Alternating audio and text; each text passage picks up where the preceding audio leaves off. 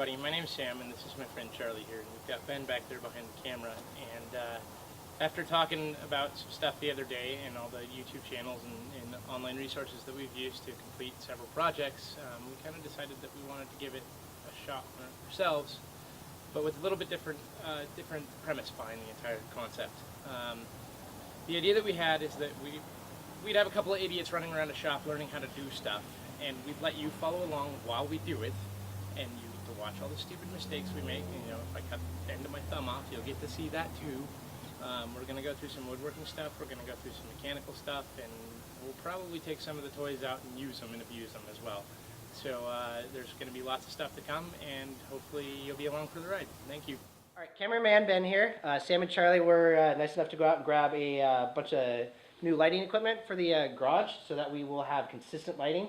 We went with 4100 Kelvin lights, which will be pretty close to daylight, maybe slightly off, but what it'll allow us to do is have a consistent light color and light source through the whole garage to be able to get good, clean footage, and we'll be able to adjust that very easily in post.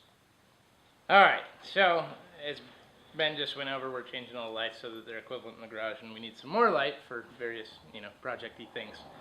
What I wanted to go over real quick is the other day, Ben wasn't here, so we didn't get this on camera. Would have been awesome. But I don't know if you can see it, we'll get a close-up of it later, but when you install a light fixture and you don't cover the ground wire appropriately and then ground it to the housing and then turn the light switch on, it tends to catch on fire. So Charlie earned a new nickname. It's Burn My House Down Charlie. But to go into further detail on this, basically I have GFCI protected circuits in the garage. Fluorescent lighting does not work well on those because the startup boost of power that goes to it trips the breaker on the outlets. So basically our elegant solution to the fact that my GFCI outlets are tripping when you plug a fluorescent light into it was to get these nice little fixtures that have these plugins in the side of them so that we can string our two normal lights up there, and we can have our fluorescent lighting up here. Even light throughout the garage, not a lot of shadows, better video quality for you guys, and better work conditions for us. Okay, so here on the table we have all the tools laid out for the job we mentioned with the lights. Apparently Charlie needs his sunglasses in case he arc welds himself to the ceiling. Again. You always have to have a hammer. We're going to need a little bit of Romex to extend the leads off the light fixture, because these old ones, they're direct soldered in instead of having the little screw points you see there. You got a stud finder to find the studs for mounting the fluorescents. You got a screwdriver, got the dog distraction, some wire caps, and your trusty old transmission rebuild table so that Charlie has something safe to stand on to make sure that it's coated in a copious amount of transmission fluid so it's extra slick. And we also made sure that it's wet, so I'll be better grounded. Absolutely. So these are what we're talking about with the screws, and Charlie's looking for the old fixture so we can show you that too, but I don't know where it is, and I think it's in the trash, so once we get the new one installed we'll show it to you there. But these actually have screw terminals that we can screw the wires into, which is a little bit more convenient. The other one actually has tails coming out of the light, so when you remove that from the fixture you end up losing about 4 inches of wire, so that's why we have the Romex here to extend it a little bit to give us enough room to work.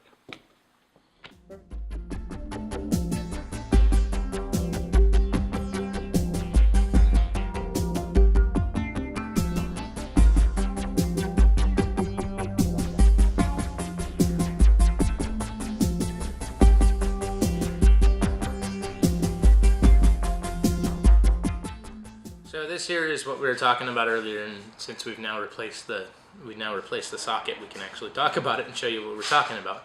Basically, this has the two soldered in connectors here with the wire tails sticking off of it, and so when you replace a fixture like this with something that's a little bit better, that's got the screw-in connectors on it, you lose about 4 inches of wire. And so quite often you'll end up having to take a little piece of Romex here and adding extensions onto that so that you can actually connect it without, having this much room to work with the wires.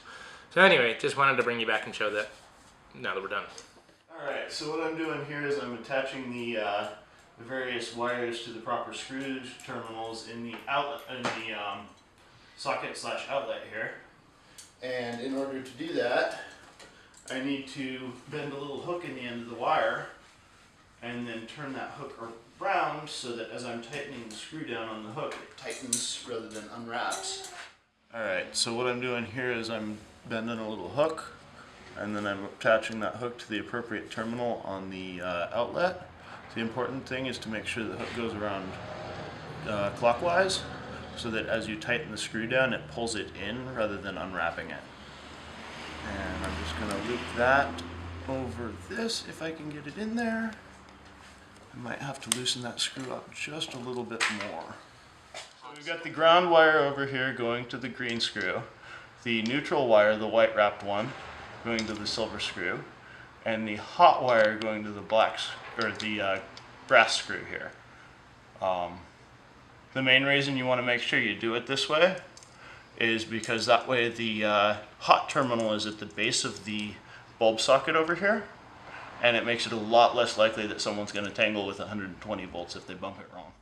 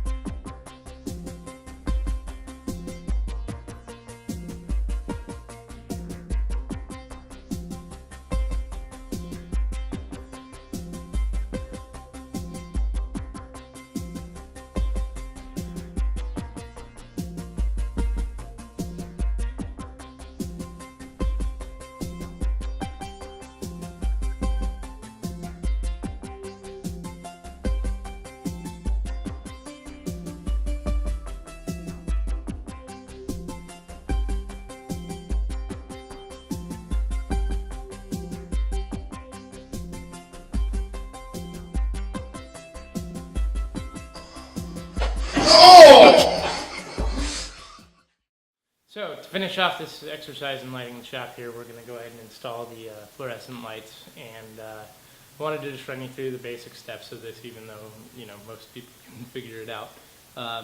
We took a stud finder up to the ceiling up there. We marked off the studs so we know which way they run and where they're at, so that we can put these fancy little eye bolts in to hook the hooks up to the chains to the lights so they can be suspended in proper location. One useful tip is go ahead and pre-drill this, because these are very big screws and you really don't want to split your stringer studs up in the ceiling of the room. So anyway, off we go.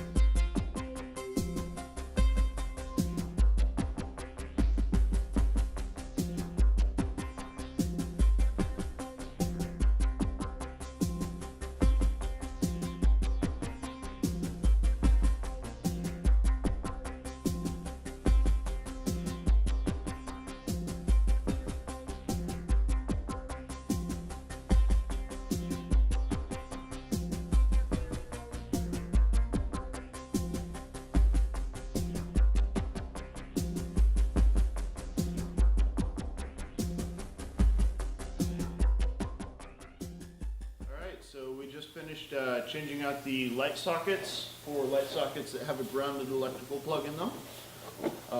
As was mentioned earlier, that caused a little bit of sparks. And then we hung up eye bolts and set up the 4-foot fluorescent fixtures, and as per Ben's video that you'll be seeing, we made sure all the light color temperatures match so everything's uniform for the camera work and the working. I feel like Silent Bob. So after that last little bit, we actually screwed in the other light bulb properly, so now they're both working. Yay! And pan out. Good.